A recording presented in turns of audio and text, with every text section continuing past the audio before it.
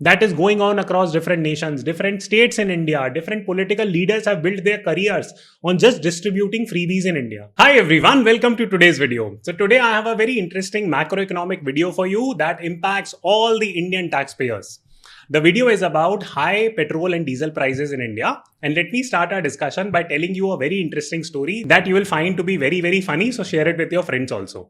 Okay, so the story originates in Nepal. And if you take a look at this particular graphic, you will quickly realize that India supplies a lot of refined fuel to Nepal. In fact, the situation is that Nepal receives its entire demand of about 200,000 kiloliters of fuel every month from state-run Indian Oil Corporation. So you and I as Indian taxpayers, we support Indian Oil Corporation by paying taxes, and IOCL further helps out Nepal by helping them procure fuel at inexpensive prices.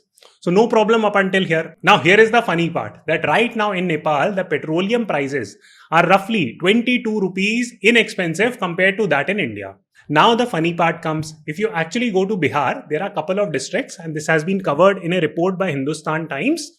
So the couple of districts which are Araria and Kishanganj, they share a border with Nepal, and Indian citizens there, they figure out a way to go to Nepal, buy petrol at inexpensive prices, come back to India, sell it at a higher prices to Indians. So this is like madness. This is super funny and super depressing at the same time, but it depicts the plight of common people in India, that they are being made to pay insanely high prices of petrol and diesel. Let us start the discussion as to why that is the case, that why are petrol and diesel prices high in India? How does that impact you and me? And finally, is there something that can be done about this entire situation? So first and foremost, why are the petrol and diesel prices higher in India? Take a look at this particular chart, and this will help you understand the entire story in a very succinct manner. So the word of the day today is succinct. So let me know, what does that mean? So here you can clearly see that the base price of petrol in Delhi is roughly 26.34 rupees. Now freight charges simply means transportation charges. Then you have excise duty, which is at 33 rupees roughly. Then you have VAT, which is 19 rupees, and the total comes out to be roughly 83 rupees. So this is a few months old data, but the revised data would be slightly higher than this. The point about this particular breakup is that if you take a look at the tax component, which is excise duty and VAT, and if you add these figures, you can clearly see that the proportion of tax on fuel prices in India is crazy. It is extremely, extremely high. So let me jot down some numbers for you, that in Germany and Italy, the tax on fuel is 65% of the retail price. In UK, it is 62%. In Japan, it is 45%. In US, it is 20%.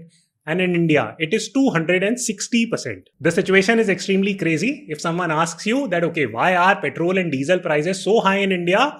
It has got to do with the fact that the government imposes crazy tax on petrol and diesel. Now, this brings us to the next logical question, that was this always the case, or is this some kind of a recent phenomena that happened post-COVID, all that stuff? So let me show you another graphic here. Now here you can see the 2014 breakup, May 2014 data. In February 2021 data, the total base price of petrol constituted 63% of the total amount. So out of 71.41, the base price constituted 63%.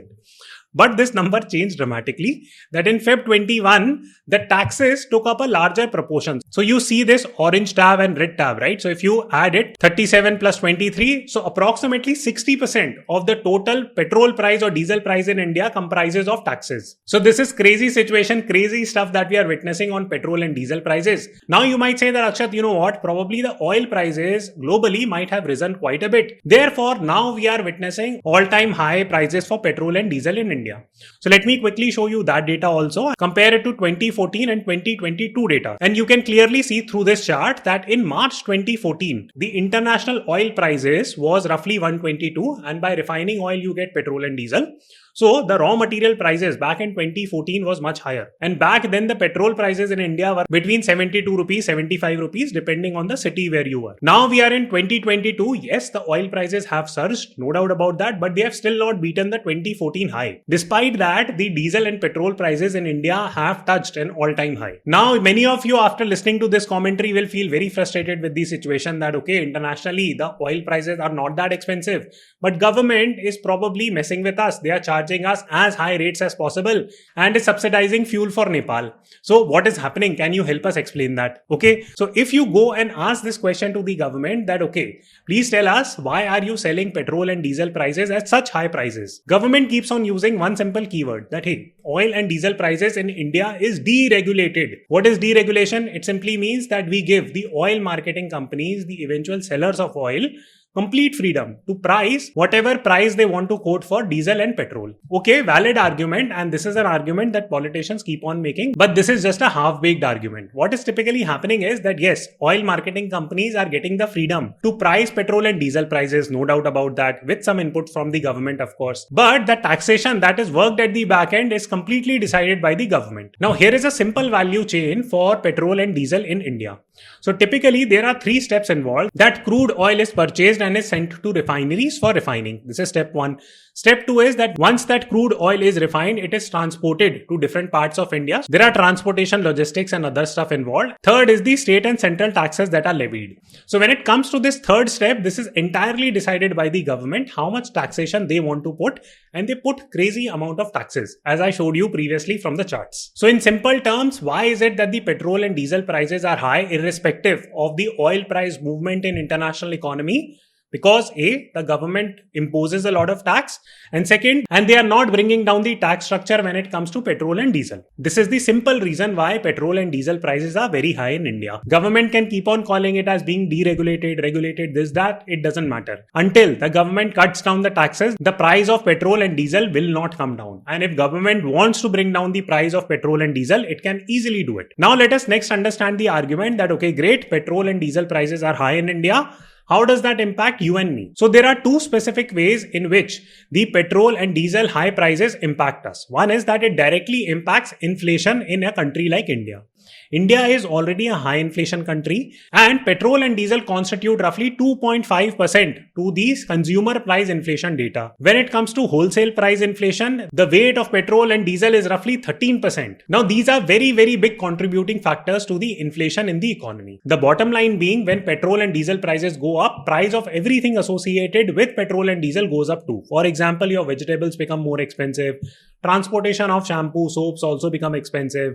Just taking an Uber ride becomes more expensive. You taking metro also might become also expensive because the transportation infrastructure in the country has become more expensive. So that is the simple bottom line, that petrol and diesel contribute a lot to increasing inflation. And whenever petrol and diesel prices go up, it increases the price of everything around. Now comes the second way through which high petrol and diesel prices impact Indian citizens. So essentially, people with less disposable income get impacted the most due to increasing petrol and diesel prices. Here is an academic paper which categorically points out the relationship between poverty and high inflation. Whenever the inflation goes up in the economy, the poor people get impacted the most negatively. So it says one of the issues regarding poverty and inflation is that high inflation has a disproportionately large negative effect on those struggling with poverty. Why is that the case? Because rich people have disposable income. For example, if you earn 5 lakh rupees a month and if you are able to save 4 lakh rupees, that becomes your disposable income. So it's okay. Instead of saving 4 lakh, you might end up saving 3 lakhs because of high inflation. But for a poor person whose saving rate is close to 0%, high inflation impacts that person a lot more. They become in turn more and more dependent on the government and government services. That government is giving you 500 rupee LPG subsidy for free, but at the same time they are increasing inflation for you. So they are giving you 5 rupees but taking 6 rupee back from you in the form of higher inflation. Now this concept is not understood by common citizen because economics is very complicated, but that is going on across different nations, different states in India. Different political leaders have built their careers on just distributing freebies in India. Now you might say, okay Akshat, great, high petrol, diesel prices impacts poor people also, impact common citizen also. It looks like a political nightmare. Why is it that some politicians are not creating ruckus around it and are questioning people in power? Now this brings us to the short discussion that if I'm the government, how will I justify increasing the petrol and diesel prices forever literally? So there are 3 arguments that I will make. Argument number 1, that if I cut petrol and diesel prices, it will be a loss to the nation. So here is a snippet for you which categorically points out that the excise duty currently stand at roughly 28 rupees per litre for petrol and 22 rupees for diesel. A rupee 1 per litre reduction in excise duty on petrol and diesel can result in lower revenues of approximately 12,000 crore for the government. Now, if government is taking so much loss, government needs this money. Therefore, we cannot bring the diesel and petrol prices. Otherwise, how will we support poor people? So this is argument number one that you will keep on hearing, that it will lead to a lot of exchequer loss. It's just a fancy way for the government to fill its own pocket. That's it.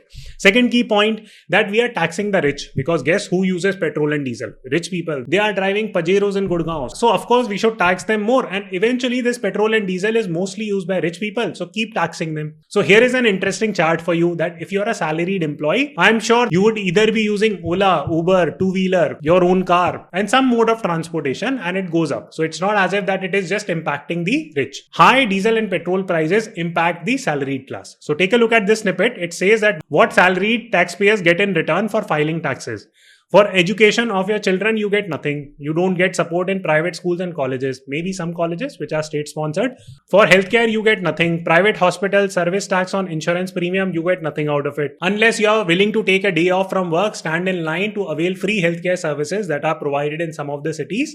Availing free healthcare in India is really, really difficult. For old age and jobless, do you get anything? The answer is no. Unfortunately, if you got fired from your job, you tell me what support did you get from the government? So why is this the case? Because very few people pay income taxes. If you take a stock of the situation all across the globe, taxpayers per 100 voters. In Norway, it is approximately 100%.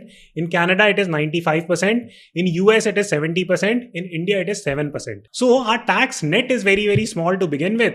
And government finds it extremely convenient to go and tax all these people in the name of calling them rich. So according to the government, all salaried class people are rich, and they keep on figuring out new ways to tax them. And even when opportunities are there to lighten the tax load, government will not do it. High diesel and petrol prices are a classic case in point, that internationally, when diesel and petrol prices are going down, you should cut down the petrol and diesel prices. How frequently does that happen? Even if the cut happens, the cut will happen for 20 paisa. And when the international oil prices move up, government will increase the petrol and diesel prices by 5 rupees. So all this different type of stuff keeps on happening. Now the third argument that government gives, that you know what, many other countries are more expensive when it comes to diesel and petrol. Okay, so take a look at this chart. You will find countries like Japan, South Korea, Germany, Singapore, New Zealand, France, Italy, UK, Israel, Hong Kong, and similar countries charging more for petrol and diesel prices. And it is correct. This data is 100% right. But think about the type of countries you are comparing your economy to. On one hand, when it is time to get salaries, you go to multinational companies. They say that, you know what, we are going to give you in PPP terms, purchasing power parity terms.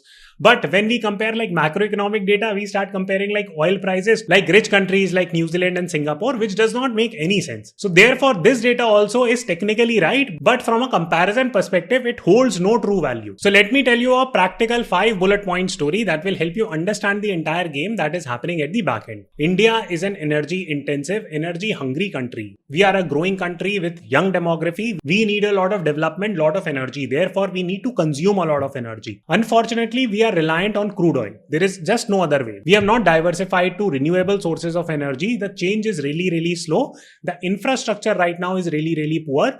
You must have heard that something like Ola Electric, and Ola being one of the foremost transportation companies in India, its electric vehicle, a bike, blew up because of poor battery. So we don't have systems and processes right now that are supporting the build-up of these alternate energy requirements. Point 2, in order to win election, every single government makes giving freebies a political tool. Now here is a very interesting article. Take a look at how much money union government spend in terms of fuel subsidies. They have paid 7.03 trillion rupees in terms of fuel subsidies since 2011-12. This is crazy stuff. Yes, I might get a lot of heat that, you know what, Akshat, that you are not supporting and understanding the plight of the people who are living at the base of the pyramid. I get it. But what's the point of giving so much subsidy and at the same time increasing the inflation in the economy?